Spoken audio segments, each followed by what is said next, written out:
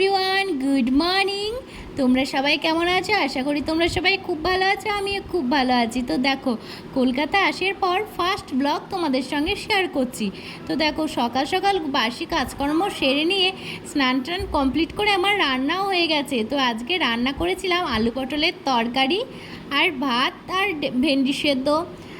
তো তারপরে খাওয়া দাওয়া করার পর খানিক রেস্ট নিয়ে ঘুম থেকে উঠে বিকালে চলে গেলাম, বিকাল তো নয়, সন্ধে হয়ে গেছিলো। তো চলে গেলাম একটু পার্কে, সামনে একটা পার্ক ছিল, সেই পার্কে। তো আমার মেয়ে তো খুবই খুশি, সারাদিন ঘরের মধ্যে থাকার পর বাচ্চাদের একটু বাইরে বেরোলে ওরা খুবই আনন্দ পায়। তো দেখো, চলে গেলাম, পার্কটা খুবই সুন্দর, আমি আমার বোনও একটু মজা করে নিলাম। তো দেখো, আমার মেয়ে তো এখানে এসে খুবই খুশি। ও তো কোন দিকে যাব আর কোন দিকে যাব না ও ভেবেই পাচ্ছে না। তো দেখো, ও কত মজা করছে। তো ওকে একটু ভিডিও করে দিলাম, ফটোও তুলে দিলাম। তো জায়গাটা খুবই সুন্দর, আর এখানে বাচ্চাদের বেস্ট, ওরা খুবই খুশি হবে এখানে যদি আসে। ওরা খুবই কোথাও যাওয়ার দরকার নেই, এখানে এলেই ওদের সারা সন্ধ্যেটা কেটে যাবে। তো ওখানে কতগুলো নুড়ি আছে জানো, সেগুলোতে পা দিতে না খুবই ভালো লাগছিল।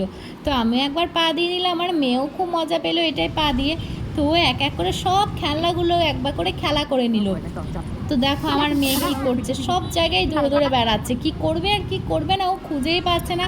এই দেখো, এই খেলনাটাতে না ও চাপতেই চাইছিল না, আমার বোন তো জোর করে চাপালো। তো আমি একটু দোল খেয়ে নিলাম। তো দেখো, এইগুলোর আওয়াজটাও খুবই সুন্দর লাগছিল। তারপরে দেখি একটা ফুচকা স্টলও আছে। তো আমরা তো তিনজনে মিলে ফুচকা খেয়ে নিলাম। আমার মেয়ে তো ফুচকা খেতে খুবই পছন্দ করে, ও ঝাল হলেও ফুচকা খেয়ে নেবে। তারপরে রুমে আসার সঙ্গে দেখলাম একটা চিকেনের দোকান, তো ওখান থেকে চিকেন কিনে নিয়ে চলে এলাম। তো আমার বোন রান্না করছে। তো আজকের মতো এই পর্যন্ত, বাই বাই।